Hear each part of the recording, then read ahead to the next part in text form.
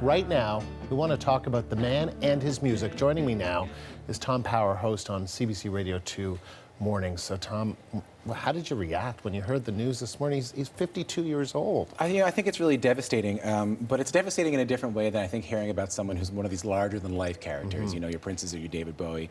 In a lot of ways, Gord Downie seems just like his audience. I think that was always the allure of the Tragically Hip, is when you went to watch them perform, you always feel whenever you watch them, you're seeing like the world's greatest bar band. I mean, a band that could be playing in some kind of rundown shack in Kitchener, but also could be playing the ACC. And there was that lack of distance between performer and audience that has always made the Tragically Hip such an iconic and important Canadian band. So I think the reaction this morning wasn't so much of the sickness of an icon, but almost the sickness of a friend in a lot of ways to a lot of people in the country. Yeah, and a lot of people in this country, I think, you know, that love the Tragically Hip is because they sing about Canada, they sing about Canadians, they tell us our stories, right? Yeah, absolutely. You know, I mean, I was reading an article just the other night called The 17 Best Times the Tragically Hip Wrote a Super Canadian Song, you know? And it was, I mean, there's songs there about the CBC, of course, songs about hockey, songs about Canadian figures that you wouldn't even necessarily know about if the Tragically Hip hadn't brought them to light. So in many ways, they taught us a lot more about themselves, and they continue to do so. And, you know, we've been playing, you know, countless songs all morning, just reminding Canadians of some of their hits. There are so many of them,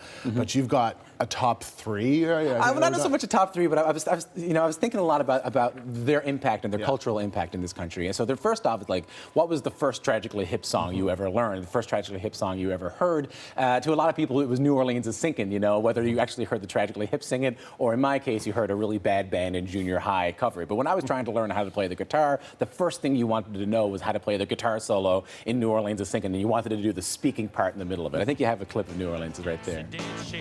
So we danced the sidewalk lane. My memory is muddy. What's this river that I'm in? New Orleans is sinking, man, and I don't want to swim.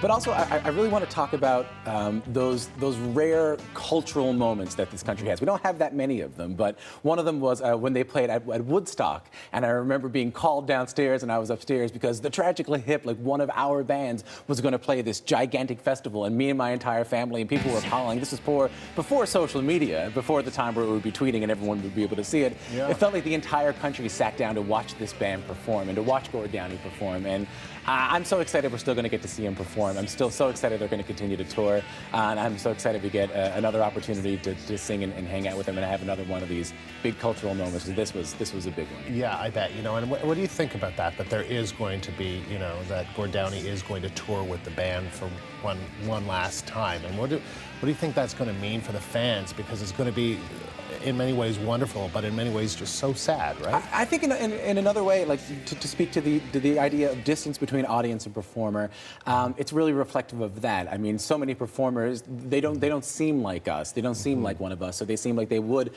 hide away. I think the Tragically Hip's impulse is to spend time with their friends, spend time with their family, spend time with the audience they have built up 30 years. Again, it's not, when you go to see this concert, it's not going to be like seeing a big emotional show. It'll be like spending time with someone you know is unwell, you know, someone who's facing a hard road, and you want to be there for them, and you want to be there with them, and you want to stand by them. It's an incredibly emotional day. It is. All right, Bob Cajun. Can't leave without you mentioning Bob Cajun, right? Well, you know, there's an expression that you never truly leave until people stop talking about you. You never truly leave until you're not remembered. And with songs like Bob Cajun or A Head by a Century, these are songs that you can't sit around a campfire. I'm sure this past weekend people were sitting around campfires and playing guitars and singing these songs. You get the feeling that generations long after us, I mean, 100 to 150 years from now, there's still going to be Canadians sitting around campfires and learning how to play these songs the same way we learn how to play This Land Is Your Land, or the same way we learn how to play Eyes the Bye. These songs, I mean, if folk songs are songs of the people, if folk songs are songs that speak